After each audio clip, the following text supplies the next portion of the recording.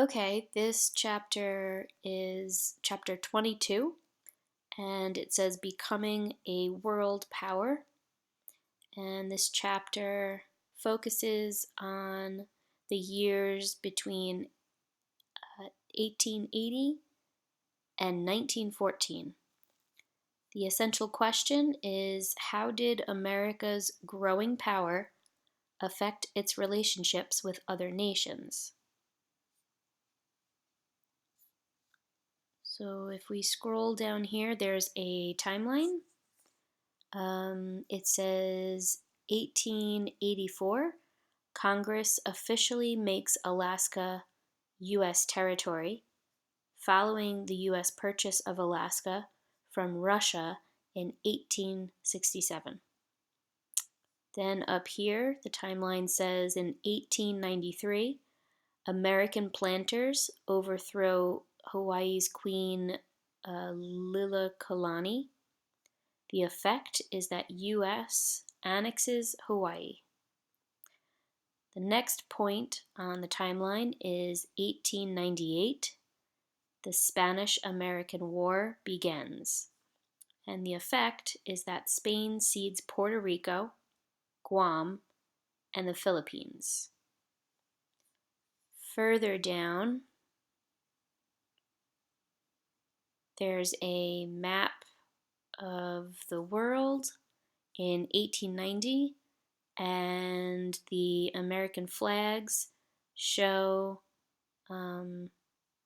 all the territories that the U.S. started to take over.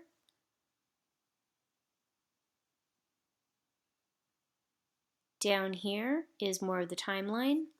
So in 1899, the U.S. open door policy favors foreign traders in China, and the effect is in 1900, the Boxer Rebellion breaks out in China. Over here, it says in 1904, the Roosevelt Corollary is established. The effect is it allows U.S. interference in Latin American domestic affairs. And finally, over here, it says 1914, the Panama Canal opens. So in this first section, the key ideas, it said before you learned in the Progressive Era, Americans reformed government and expanded rights for women. Now you will learn the United States took its first steps in becoming a world power by acquiring Alaska and Hawaii. There are some key vocabulary terms and names. We have Queen Liliuokalani, first and only reigning Hawaiian queen. Below is imperialism, policy by which stronger nations extend their economic, political, or military control over weaker nations. Then we have William Seward, the Secretary of State under Presidents Lincoln and Andrew Johnson, purchased Alaska from Russia in 1867. Then next is Pearl Harbor. That's a Hawaiian port granted by the 1887 treaty to the United States for use as a refueling station for the U.S. ships. Then over here is to review vocabulary definitions. Manifest destiny, which is the belief that the United States was meant to expand from coast to coast. And the missionary is a person sent to another country by a church to spread its faith.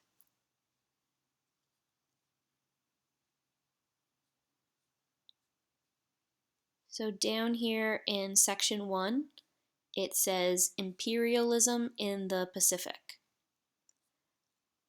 One American story.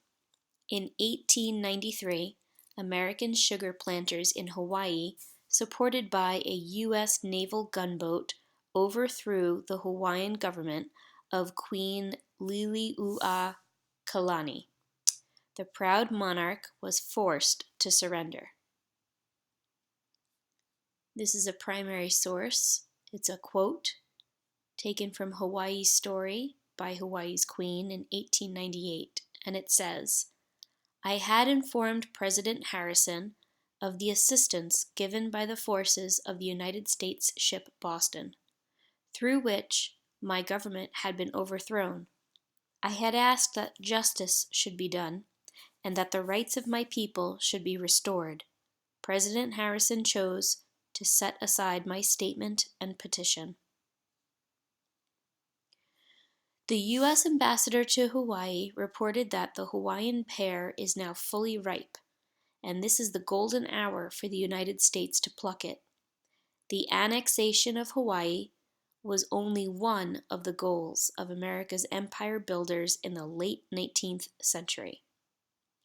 The next section says America becomes an imperial power. And the key question says, why did some Americans support imperialist policies?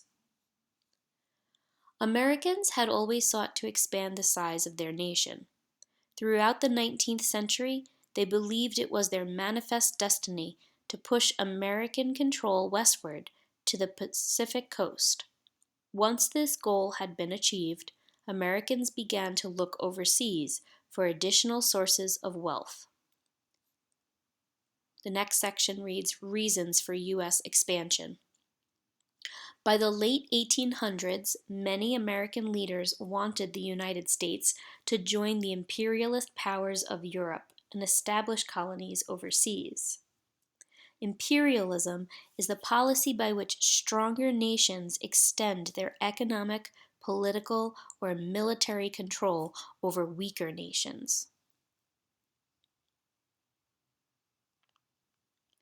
So this chart reads comparing the characteristics of American imperialism, and we have economic, which says maintain industrial prosperity, acquire raw materials from new markets, find new markets for sale of American goods. Then here we have a military section, which says show foreign powers the strength of U.S. power, build strong U.S. Navy to protect shipping lanes, and then establish U.S. military bases overseas. And finally, you have a cultural characteristics. Belief in cultural superiority of industrialized nations, belief in cultural inferiority of non-industrial societies, and finally, belief in need to spread democracy and Christianity. All right, then down here it says European nations had been establishing colonies for centuries.